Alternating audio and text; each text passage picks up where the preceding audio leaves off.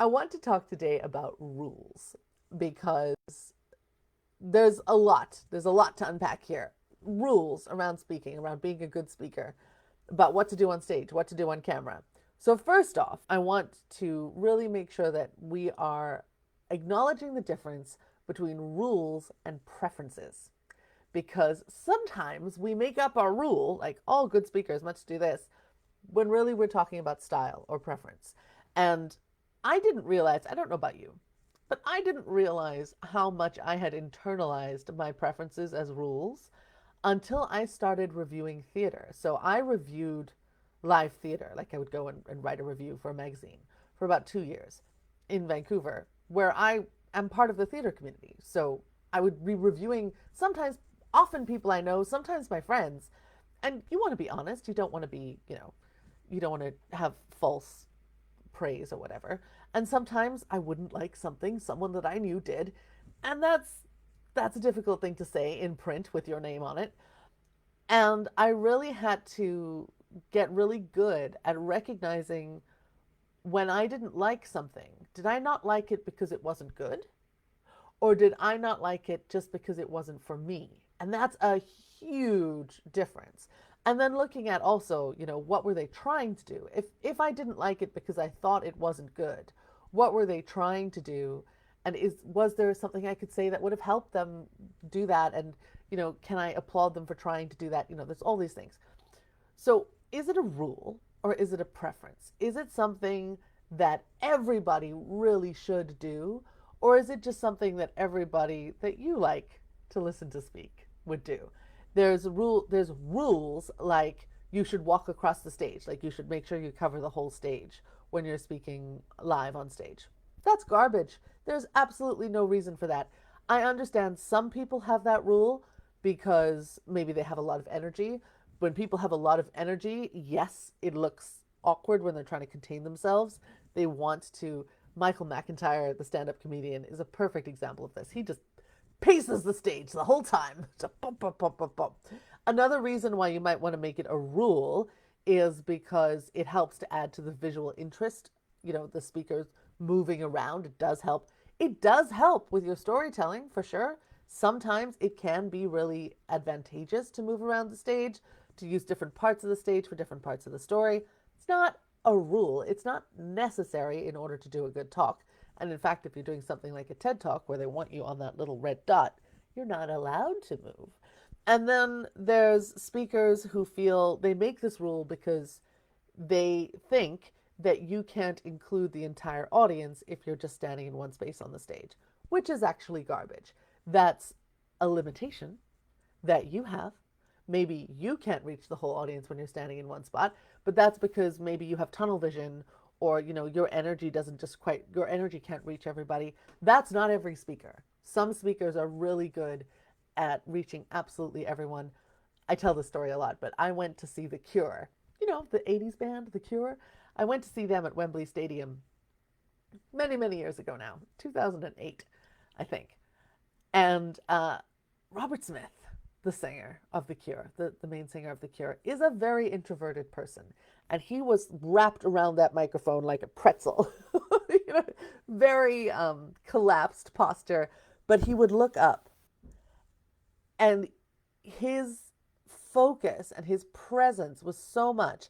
I was way up in the nosebleed seats, like way up there in Wembley Stadium, which is huge. And it felt like he was singing directly to me because he was so good at reaching out just with his eyes and his voice. His body was doing all sorts of weird things. He was so far away on that stage, but I felt like he was looking directly at me and singing directly to me because of his presence, because of the way his energy would reach out. And he was so specific with his energy and so direct. He wasn't trying to generalize. He was reaching out to each person in the stadium, and you could feel it. And he didn't move. He didn't like wander across the stage, and he was like his posture was terrible, but he still managed to reach us. So I want to say that those rules around moving around the stage, yes, there were some good storytelling techniques, sure, but if it's because you think that you can't reach everyone, so you make this rule about moving, the rule should be about reaching everyone in the audience. That's what the rule should be about. you do need to be able to connect with everyone within the auditorium, with everyone in the audience, no matter how big or small it is. But you don't need to move across the stage to do it. So this is what I'm saying around rules and preferences. You got to be careful. Sometimes someone will make a rule to compensate for a weakness.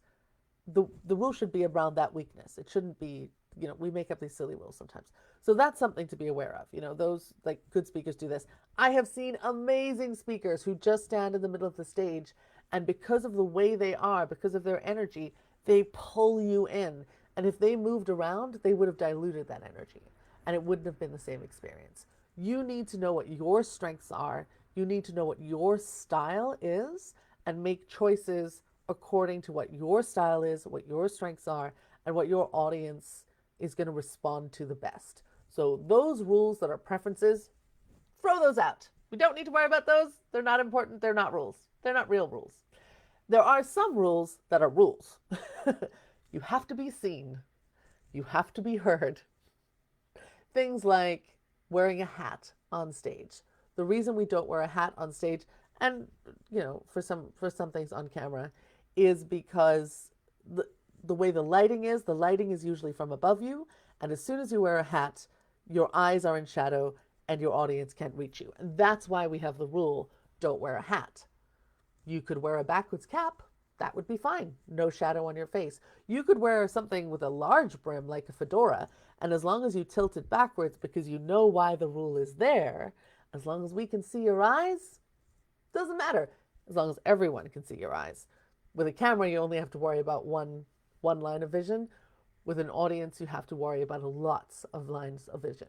You need to be seen. You need to be heard. You need to be making eye contact. One of the best speeches that I have ever seen started, the speaker was on stage, in the middle of the stage, with her eyes closed. And it was amazing. And she spoke for maybe the first 30 seconds to a minute with her eyes closed because she was remembering something and she was so in that memory. And she was talking about being in the dark, so it worked. She was so in that memory that it wouldn't have worked if her eyes were open. If her eyes were open, we wouldn't have felt that isolation. We wouldn't have felt that darkness, that separateness from everything that she was describing. The audience wouldn't have felt it if her eyes had been open. But because she was there, because she was so present and she was so connected to that memory, it worked so well. So even things like you always need to make eye contact, you can still break them as long as you break them intentionally and you know why you're doing it. So I am such an advocate of, I love rules. I love getting to know the rules. I love getting to know why they're there because I love breaking them. But we must never just break something by accident. We must never break rules by accident through ignorance, through, not enough attention. Every time you break a rule, you need to be doing it intentionally. So that's my only real rule is that when you break rules, you do it intentionally. You do it with intention. You know why you're doing it. You can support your choice. If you go up on stage at a professional conference and you're wearing ripped jeans, you need to be able to justify that to everyone who's going to go up to you and say, why didn't you wear a suit? And you're going to be, the reason I didn't wear a suit is because I'm speaking specifically about maybe you're talking about fashion, or or maybe you're a farmer, or ripped jeans. I was going to say jeans in general. It would be really fun to be talking about, like fabric and how long it lasts or something. I don't know. I have no idea. This is a silly example. But whatever choices you make, you go on stage barefoot, no shoes. As long as you got a good reason. Tim Minchin performs, no shoes. He's on stage, doesn't wear shoes. He plays the piano barefoot. He's amazing. It works better for him. And for him, I think it's probably, for him, it's a comfort thing, I imagine. I don't think it's part of it is a statement, like it's part of his style. But I think also he plays the piano better with his shoes off. And he's like, that's what it's about. So that's what I'm going to do. So as long as you have a really good reason for whatever you're doing, there is always going to be a circumstance where breaking that rule can actually be more effective. But those circumstances are going to be very few and far between, and you need to know why you're doing them. So if you have rules that you hate, please break them, but do it consciously. Do it on purpose, do it with intention, and break those rules. Be a rule breaker, be a rebel. I love breaking rules, but doing it in a way that gets people's attention, that makes you stand out, that makes people remember you. That's what you want. You want to be bold, you want to stand for something, you want to shine in your very specific uniqueness because people will remember you. They will probably connect to you. And we're always trying to find ways to stand out. It's a good way to stand out, but never break a rule on accident.